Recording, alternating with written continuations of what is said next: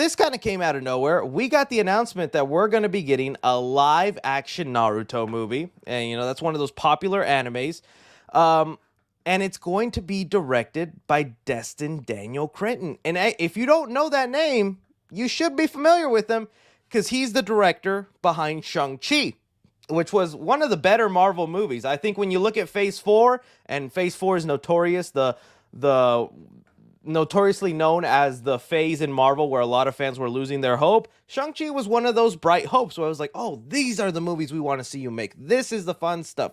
And in fact, it was because of Shang-Chi that the creator of Naruto wanted to do this movie with him. We'll get into those details here. Okay, a couple things off the bat here that you need to know about me. So with Naruto, it's unfortunately not one of my stronger suits. You see behind me these 2 rows of Funker Pops? That's all Dragon Ball Z, baby. Jeez, I can't get... Okay, yeah, these 2 rows, all Dragon Ball Z, baby. Big Dragon Ball fan. So that was my go-to. I watched a couple Narutos. I think I got up to the Gaara versus Rock Lee fight. So anybody who knows Naruto, that's up until where I watched. And then I stopped because Rock Lee lost that fight, and I freaking love Rock Lee. He fought his heart out, and he lost to Gaara, the dang cheater. But anyways, that's all as much as I know about Naruto. It's just like up until that point in the series. And, this is always one that's cool, though. A lot of people like it. A lot of people get into it. And so I think it's understandable why they want to make a live action. But you see live action Naruto, and I immediately rolled my eyes, and I was like, oh, here we go. But it was the director, Daniel Destin Cretton, that made me go, oh, you know what? Let's give it a chance. Because Shang-Chi was pretty cool. It had some of the best hand-to-hand fight scenes in the MCU in a while. Like that bus scene is still one of my favorite fights in the MCU, along with all the other fights. That's kind of what gave me hope. And remember, this director was also given the keys to Avengers 5 until they fired Jonathan Majors, decided to get rid of Kang, and now they're going a completely different direction with Avengers 5. So his vision for the movie is no longer what they want to do, so they let him go, right? They were like, yeah, we're not going to do that. So let's do something else. All right, let's get into what the creator said, though, and why he felt good. He said here, the creator of Naruto said here, I found him to be an open-minded director who was willing to embrace my input and felt strongly that we would be able to cooperate together in the production process. So that should give you a lot of hope. I don't know how much people have faith in like the creator of Naruto to make sure this is good. Sometimes you have the creators involved, doesn't go good. Sometimes you don't have them and it still goes good. But he has the creator's blessing. He thinks it's going to go good. And I think this could be good. The main reason I want Naruto to succeed is because if this goes good, Dragon Ball Z is knocking on that door next, okay? Do not bring me back to the upsetting joy that was Dragon Ball Evolution, okay? That's still one of those movies that haunts me to this day and made me so upset as a kid, right? But if Naruto goes good, we're going to redeem ourselves, baby, and we're going to do things the right way to hopefully return ourselves back to the glory days. The other thing we're talking about with this Naruto that's like kind of a good subject right now because Avatar The Last Airbender just came out on Netflix. That's a huge talk of contention, right? And the past, I don't know, I would say like the past year, live action anime adaptations have gotten a different, buzz because we had the One Piece one, right? The One Piece Netflix version. And I remember everyone thinking it was going to suck. Even I wasn't impressed with the trailers, even though I'm not a One Piece fan, never watched it or whatever. But lo and behold, that came out, and both fans and newcomers ended up really enjoying it. Sure, it wasn't perfect, but for the most part, it got really positive reviews. It was embraced, and now people are looking forward to another season, to what they could do next. And this also made new people fans. It made me want to go and watch the freaking 3 million episodes there are of it, even though I know I don't have time for that. So it seemed like we were on the upswing, right?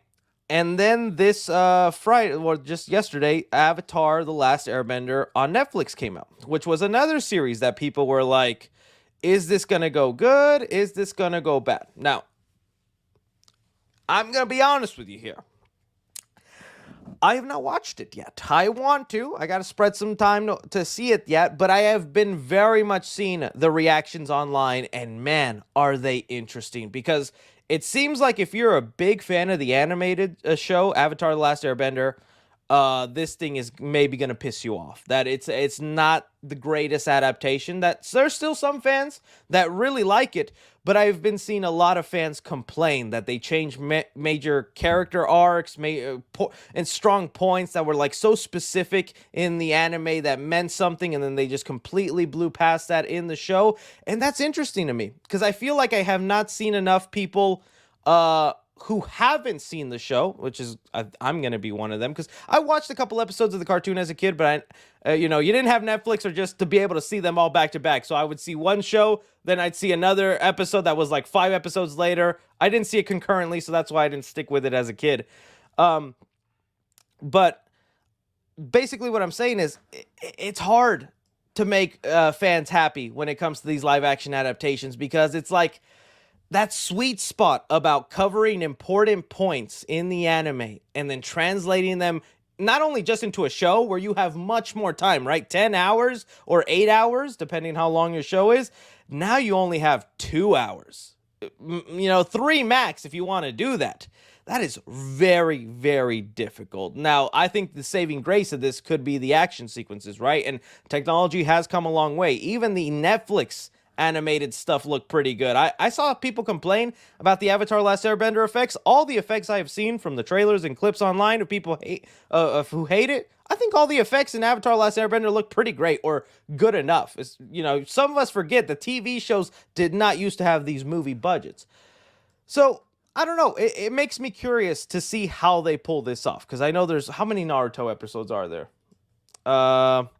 How many Naruto episodes? Not on Netflix, just in general. That's probably counting Boruto, isn't it? Oh, that's shipped in. Oh, geez, man, that's that many. I was thinking about going back and finishing Naruto. Jeez Louise, I did not know it was that man. Is that real? Is that real? Holy heck, man! It's over 700. Jeez, how many is there in Dragon Ball? Because I've seen all Dragon Ball. I've seen Dragon Ball. I've seen Dragon Ball Z. I've even seen GT. I'm about to watch Daima, even though I'm not that excited. How many Dragon Ball episodes are there? Well, Z, is this just Z? So Z had 2. Oh, jeez, man. Dragon Ball just had 152.